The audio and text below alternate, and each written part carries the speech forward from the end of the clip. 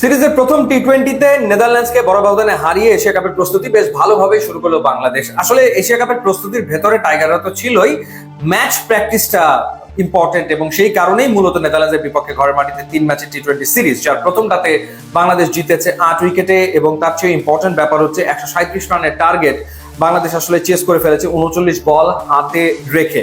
আমরা যদি বোলিং দিয়ে শুরু করি, তাসকিন আহমেদ দুর্দান্ত বল করেছেন, 4টা উইকেট তিনি নিয়েছেন, তার ক্যারিয়ারের তৃতীয় সেরা বোলিং স্পেল, যেখানে 4 ওভার বল করে 28 রানে 4 উইকেট তিনি নিয়েছেন। এর আগেও নেদারল্যান্ডসের বিপক্ষে একটা ম্যাচে তিনি 4 উইকেট নিয়েছিলেন। শেখ মাহাদির কথা যদি বলি, তাকে নতুন বলে ব্যবহার করা হয়েছে, এটাই আসলে বাংলাদেশ টিমের গেম প্ল্যান এবং তিনি 4 ওভারে 21 রান দিয়েছেন, কোনো উইকেট নেননি, ইকোনমিক্যাল বোলিং করেছেন, কোনো সন্দেহ এ ব্যাপারে নাই।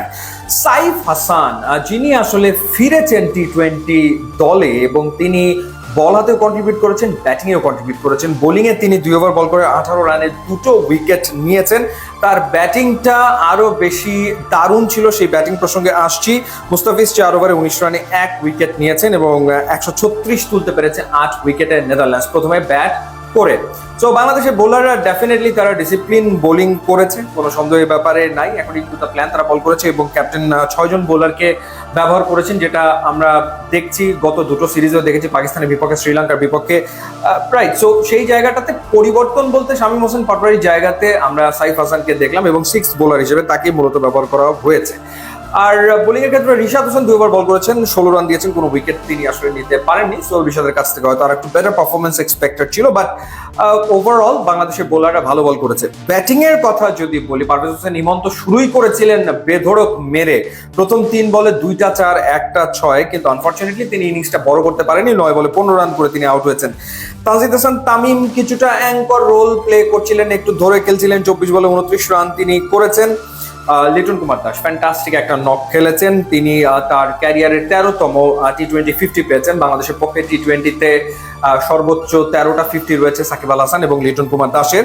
6টা 4 এবং 2টো 6 মেরেছেন, 186.20 স্ট্রাইক রেটে তিনি ব্যাট করেছেন। সো লিটন কুমার দাস ফর্মে থাকাটা এশিয়া কাপের আগে বাংলাদেশের জন্য ডেফিনেটলি জরুরি।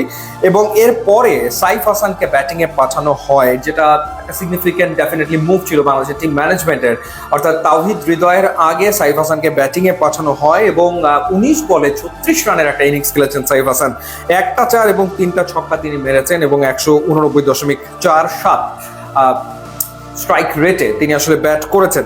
সো বাংলাদেশ বলা যায় ফ্রম দ্য ভেরি বিগিনিং, একেবারে প্রথম ওভার থেকে ম্যাচ শেষ করেছে প্রতি ওভারে 10 রান করে তুলে, অর্থাৎ সবসময় দেখা গেছে যে বাংলাদেশের রান রেট 10-এই থেকেছে।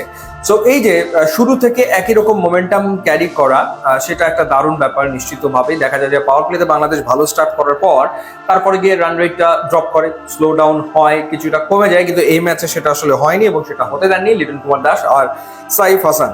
সো সাইফকে যে কারণে খেলানো হয়েছে, টিম ম্যানেজমেন্ট সফল ডেফিনেটলি, অর্থাৎ ব্যাটিংটা মিডল ওভারে সাইফ হাসানের ব্যাটিং সেটা ইফেক্টিভ ছিল এই ম্যাচটাতে এবং তার যে বোলিং, সেখান থেকে বাংলাদেশ 2টো উইকেট পেয়েছে। সো তাকে খেলানো বা তাকে দেখার যে ব্যাপারটা ছিল সেটা টিম ম্যানেজমেন্ট দেখে নিয়েছে। সো দারুণ জয়, বাংলাদেশ টি-20 সিরিজ শুরু করলো। এখন দেখার ব্যাপার যে বাকি 2 ম্যাচে এই ধারাবাহিকতা টাইগাররা ধরে রাখতে পারে কিনা।